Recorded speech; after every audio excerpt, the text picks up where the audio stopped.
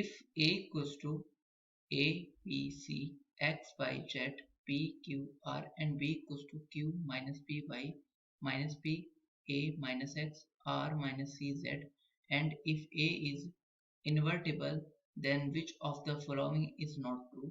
First option है determinant of A equals to determinant of B. Second option है determinant of A equals to minus determinant of B. And third option है determinant of adjoint A equals to determinant of adjoint B.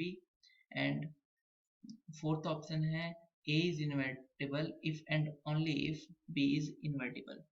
इस question को करने के लिए हम इसका की कॉन्सेप्ट समझते हैं. तो की कॉन्सेप्ट है determinant of adjoint A equal होता है A की पावर डिटरमिनेंट ऑफ A की पावर n माइनस 1, जहां पे जो A है वो अगर n क्रॉस n की मैट्रिक्स है. A क्या है? n क्रॉस n की मैट्रिक्स है. तो n क्या है? इसका ऑर्डर है n क्रॉस n मैट्रिक्स की. नाउ यहाँ पर दूसरा कि अगर किसी डिटरमिनेंट में से हम किसी रो या कॉलम को इंटरचेंज करते हैं तो उसमें वो डिटरमिनेंट से माइनस बाहर आ जाता है, या किसी में माइनस डिटरमिनेंट में माइनस से मल्टीप्लाई करके हम उसको रो को कॉलम से इंटरचेंज कर सकते हैं. एक रो को एक कॉलम, एक रो को एक रो से या एक कॉलम को एक कॉलम से. नाउ हमारे क्वेश्चन में है, हम बी लिख लेते हैं. क्वेश्चन में गिवन है तो बी इक्वल्स टू क्या है? बी इक्वल्स टू है Q minus P, Y minus P, A minus X, R minus C, Z. तो डिटरमिनेंट ऑफ P कितना हो जाएगा? डिटरमिनेंट ऑफ P इक्वल हो जाएगा determinant of Q minus P, Y minus P, A minus X, R minus C, Z. Now अब हम ये देखते हैं. नाउ अब सबसे पहले क्या करते हैं कि जिस टर्म में माइनस लगे हुए हैं उनको माइनस पहले हम हटा लेते हैं. तो हम क्या करते हैं, सबसे पहले इसमें जो रो सेकंड रो है इसमें हम माइनस से मल्टीप्लाई कर लेते हैं. तो माइनस से मल्टीप्लाई करने पे क्या होगा कि ये पॉजिटिव हो जाएगा. तो हम यहाँ पर P पॉजिटिव हो जाएगा, X पॉजिटिव हो जाएगा, A निगेटिव हो जाएगा. फिर हम आगे करेंगे. तो यहाँ पर हम R2 रो नंबर 2 में -1 से मल्टीप्लाई कर देते हैं. तो ये जो हमारी डिटरमिनेंट ऑफ P इक्वल हो जाएगा किसके?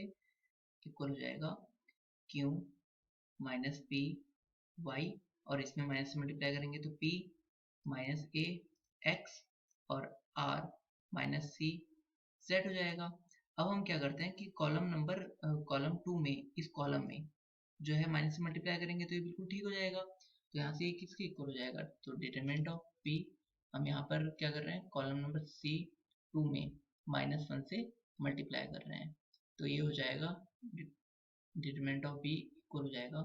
तो डिटरमिनेंट ऑफ B इक्वल आ जाएगा यहाँ पर हमारा Q P R B A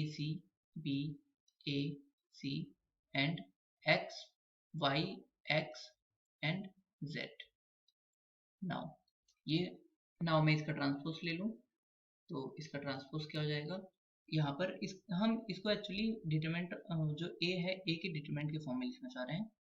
तो ये इसका ट्रांसपोज लेने पे ये हो जाएगा Q B Y P, ये हो जाएगा P A X एंड ये यहाँ पर हो जाएगा R C Z. और यहाँ पर अगर हम इस वाले कॉलम को चेंज कर दें, इस वाली कॉलम से अगर हम इसे चेंज कर दें, मतलब इंटरचेंज कर दें, एक्सचेंज कर लें, तो माइनस बाहर आ जाएगा और ये हो जाएगा -1. ये हो जाएगा P A X और यहाँ हो जाएगा Q B Y और ये हो जाएगा R C Z. और अगर हम अब रो को चेंज करते हैं, इस वाली रो को इससे चेंज कर लेते हैं, तो ये हो जाएगा -1 फिर बाहर आएगा, -1 प्लस हो जाएगा. तो ये हो जाएगा A B C P Q R and X Y z, और यही था हमारा क्या मैट्रिक्स ए, कुछ यही था, जिसका मतलब ये क्या किसके आ गया, डिटरमिनेंट ऑफ मैट्रिक्स ए के इक्वल आ गया।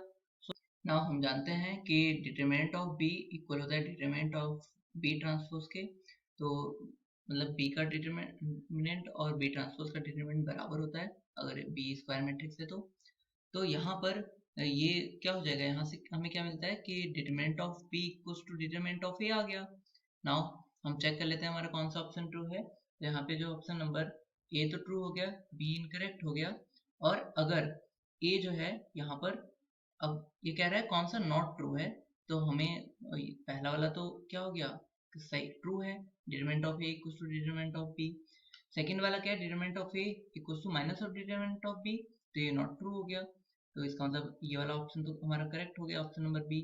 And adjoint of A equals to adjoint of B है, तो यहाँ से हमें क्या देखने को मिलता है, एडजॉइंट ऑफ ए क्या होगा, एडजॉइंट ऑफ ए का डिटरमिनेंट इक्वल होगा डिटरमिनेंट ऑफ ए स्क्वायर, क्योंकि यहाँ पर की कॉन्सेप्ट के अकॉर्डिंग n माइनस और n क्या है, 3 को सी की मैट्रिक्स है, तो यहाँ पर दोनों ही 3 को सी की मैट्रिक्स है, इसका मतलब एडजॉइंट ऑफ ए का डिटरमिनेंट जो होगा ए की पावर 2 हो जाएगा, क्योंकि n की वैल्यू 3 है।